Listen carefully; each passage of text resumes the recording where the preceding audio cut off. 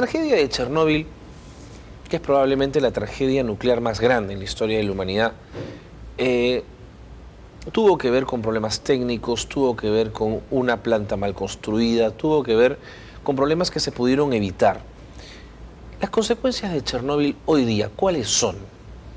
Primero, que ha habido una revisión muy exhaustiva de la tecnología nuclear y se ha determinado que efectivamente lo de Chernóbil fue algo que tiene que ver básicamente con una mala construcción, un sistema soviético que tenía mal todo prácticamente.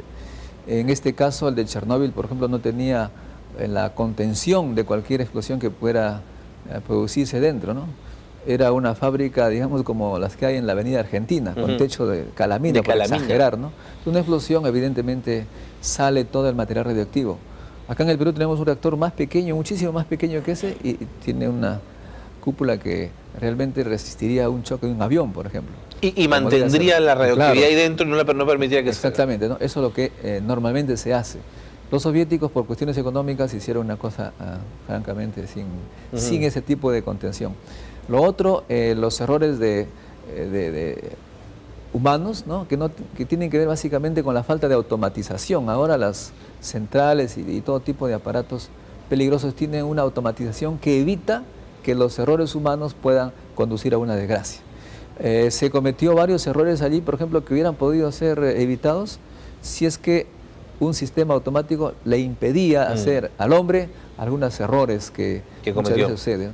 Y los imprevistos, ¿no? Porque ellos estaban haciendo un experimento de bajada de potencia, estaban ya al 50% de la potencia y viene una orden superior, digamos, que dice falta energía en el barrio tal o en la región tal, no bajen más. Entonces alguien entra del exterior a, digamos, interferir con un experimento que estaban haciendo. Entiendo. Y luego las decisiones que toman los técnicos después de esperar como mediodía para continuar el experimento ya no estaban ajustados al reglamento, al procedimiento. La zona cercana a Chernóbil ha sido declarada como zona donde no se puede vivir. ¿Cuántos años van a pasar para que esas zonas vuelvan a ser habitables? Alrededor de unos 30 kilómetros a la redonda, así efectivamente hay ciertas restricciones, ¿no? Pero ya muchas zonas ya están prácticamente habitadas normalmente. La radioactividad alrededor del reactor mismo ya no es, digamos, ya no es peligrosa. Ya no es peligrosa, ¿no? Ahí estamos viendo justamente imágenes de lo que Chernóbil, ¿no? ha pasado es que la gente, mira, ahí se ve, ¿no? que gente que baja por túneles, han hecho en realidad un sarcófago, como le llaman ahora, ¿no? Sarcófago pero nuclear, que está comenzando a agrietarse. Sí, pero de todas maneras, si se agrieta, nuevamente se construye algo hasta que termine, digamos, de evitarse el tema. O sea, aislamiento total del exterior, lo que debió ser siempre, ¿no? Una contención que hubiese mantenido todo eso. Pero otra consecuencia de este tema es que se toman más seguridades en las centrales nucleares. Dicho sea de paso, la central nuclear que tenía Chernóbil no es del mismo tipo que las que tenemos en el occidente, no tiene nada que ver, de modo que no hay ninguna probabilidad que nosotros tengamos. Y si lo hubiera, todo queda dentro del recinto, ¿no? Correcto. En el mundo hay aproximadamente 450 plantas nucleares funcionando con normalidad. Sin embargo, lo de Chernóbil de alguna manera empañó el trabajo que se venía haciendo a nivel de energía nuclear. ¿Cree usted que ya pasó ese estigma o aún se mantiene esa mirada temerosa, cautelosa frente a la energía nuclear? Ya pasó totalmente, ¿no? O sea, este es un accidente como cuando uno tiene un automóvil que está uno borracho con los frenos malos y todo pero que hay 100.000 muertos, por ejemplo, está bien, una pero tragedia espantosa. El hecho de que haya un accidente en Europa, a veces hay choques de 120 automóviles, no se va a parar la industria automovilista, son errores realmente que no tienen mucho que ver. La energía nuclear está demostrado que en realidad es la más segura, porque se toma tanta precaución que es poco probable que haya errores. Pero además es la única energía que no emite estos gases tóxicos y además lo que le llaman gases invernadero, que además que contaminan y producen cáncer en la gente, cáncer en los pulmones básicamente, está produciendo lo que se llama el calentamiento global. Claro. Todos los problemas que tenemos ahora y con muchísimos muertos, que son incontables los muertos producidos por las inundaciones, las cosas que ya es ahora común, ¿no es cierto? Por ejemplo, el Katrina. Claro. El efecto global ha hecho más daño finalmente. Muchísimo más, pues, ¿no? Y eso producido por la quema de lo que se llama los combustibles fósiles, el petróleo, carbón, gas. Y en cambio la energía nuclear evita precisamente la emisión. En Europa, por ejemplo, han calculado que evita algo así como 700 millones de toneladas de carbón al aire. Evita la energía nuclear, de modo que al año, ¿no? De acuerdo. Eso significa que hay más bien en la energía nuclear una esperanza para resolver el problema de la contaminación, siempre y cuando se haga dentro de las normas, automatizado la interacción máquina-hombre en forma adecuada. De acuerdo. Ahora, doctor Montoya, mientras nosotros estamos conversando de este tema, el Instituto de Energía Atómica en Naciones Unidas le está pidiendo a Irán que cese su programa de enriquecimiento del uranio. ¿Qué significa enriquecer el uranio? ¿Qué efectos tiene? ¿Para qué se utiliza? Bueno, esto es completamente pacífico, en realidad. Nosotros, por ejemplo, en el Perú necesitamos en este momento 3 millones de dólares para el combustible nuclear, más o menos de ese tipo, y poder continuar con el funcionamiento de nuestro reactor. El gobierno nos dice que no hay plata hace ya varios años y dentro de poco vamos a tener que parar el funcionamiento del reactor porque no tenemos ese combustible. Entiendo. ¿Y por qué no tenemos el combustible? Porque nosotros no podemos hacerlo. El combustible es uranio 235, el natural es 238 con un poquito de uranio 235. Y lo interesante es sacar el uranio 235 y eso es enriquecer.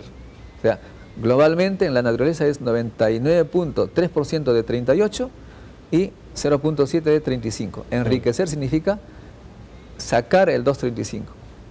Es más puro, es de mejor calidad. Es el que tiene la calidad digamos, de fisión para hacer los reactores que tenemos, por ejemplo, en el Perú. Pero también es el combustible que sirve para la bomba atómica. Ah, correcto. Entonces, y eso es lo más difícil, hacer el uranio 235, enriquecerlo, eso es lo más... ¿Por qué es más difícil? Porque el proceso industrial es muy complejo, porque la tecnología es muy cara. Más complejo porque el uranio 235 y el uranio 238 son lo mismo, es átomos de uranio, solamente que tienen un peso diferente. Es decir, lo imagina usted con un peso, no sé, 70 kilos. Aproximadamente. Y otro que es igual a usted con 70.001 kilos. ¿Qué diferencia puede haber entre prácticamente? Sí, pues, nada. Claro. Separarlos es difícil porque es lo mismo. El uranio 238 y 235 justamente pesan entre 235 y el otro 238. Separarlo es muy complicado, se hace por filtros. Es muy complicado. Muy complicado, sí. Y el que tiene ya el uranio 235 ya tiene todo, ¿no? El paso de ahí para la bomba es una cosa de muchachos, digamos. Están en la internet cómo hacer su bomba atómica. Entonces hay que evitar, dicen los norteamericanos, que algún país tenga el uranio enriquecido, tenga la tecnología. Pero sus socios sí pueden tenerlo, digamos. Claro, lo que pasa es que ahí tenemos que ser claros. En los años 60 los países han firmado un convenio muy curioso para mí, francamente. Estados Unidos, que tiene, y los otros 4 países que tienen la bomba atómica, le dicen a los otros, miren, vamos a firmar un tratado según el cual nosotros vamos a mantener nuestras bombas atómicas, vamos a hacer más incluso, y ustedes se van a, digamos, inhibir firmando. O sea, el tratado de no proliferación de armas nucleares. Y todos han firmado, excepto Israel, India, antes era Sudáfrica, Chile en una época, ahora ya firmó. Y bueno, Israel tiene bombas atómicas, todo el mundo lo sabe. Así es. Pero Irán e Irak firmaron. Entonces, cuando uno firma un tratado y luego lo viola, ¿no es cierto?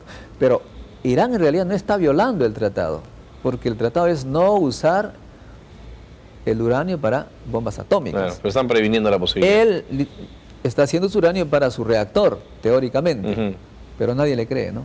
Estados Unidos dice, no le creo, hay que impedir. Creo que ahí estamos en el límite de la legalidad, porque Estados Unidos en el fondo no tendría que impedir que Irán tenga su uranio. Lo que tendría que impedir es que del uranio pase a la bomba, ¿no es cierto? En todo caso, nosotros, por ejemplo, nos gustaría hacer uranio enriquecido, porque necesitamos, no vamos a pagar eternamente millones de dólares al extranjero. En comprar nos están obligando prácticamente a una dependencia, ¿no es cierto? Brasil lo está haciendo.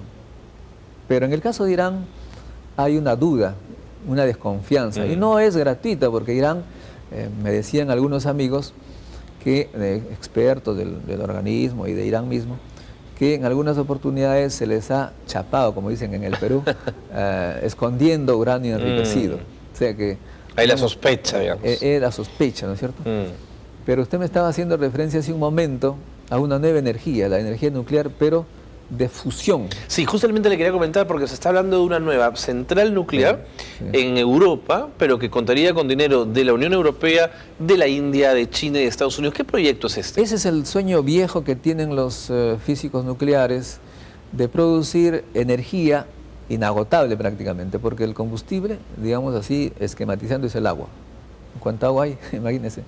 Se trata de fusionar el hidrógeno que hay en el agua, y al fusionar se produce helio, que es, digamos, inerte, ¿no? En unas condiciones especiales, seguramente. Claro, en condiciones de temperatura, sobre todo, que es similar a la que hay en el Sol.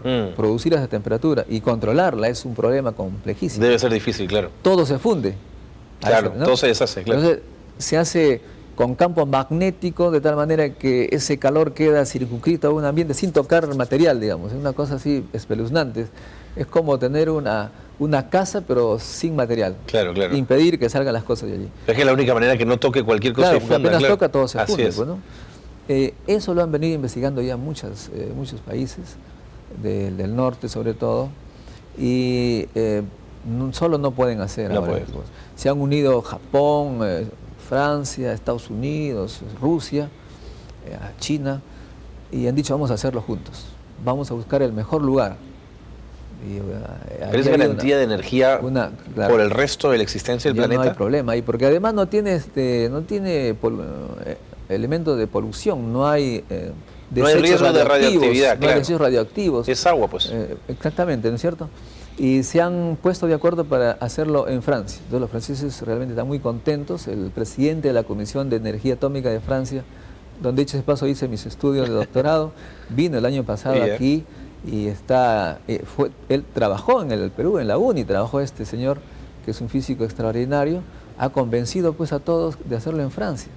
En algún momento va a venir y ojalá que ustedes lo puedan entrevistar. Sería interesante. Explique, puesto que esta es una fuente. ¿Y en cuánto tiempo tendremos esa energía? Yo estimo que es en 30 años. En 30 años. Ya están obteniendo determinados resultados interesantes, pero es un desafío tecnológico de otra envergadura. Doctor Montoya, el tema es apasionante, me quedaría conversando con usted horas, pero el Pero tiempo yo quisiera aprovechar, porque pocas veces nos entrevistan a los científicos, decirle que los científicos del mundo, del Perú tiene muchos científicos extraordinarios en el extranjero. Es decir, uno podría pasar horas hablando de todo lo que son. Ellos se reúnen 2 veces al año acá en el Perú, organizados por los institutos, universidades del Perú, y la gente debe entrar a este seminario, este extraordinario seminario gratuito, y debe hacerlo por la página web, que es muy fácil de encontrar y además muy fácil para el corazón de los peruanos. Es cienciaperú.org. De acuerdo, cienciaperú.org. Así es. De acuerdo, estaremos pendientes. Nuevamente, doctor Montoya, gracias por haber estado con nosotros. Ha sido el doctor Modesto Montoya, presidente del Instituto Peruano de Energía Nuclear.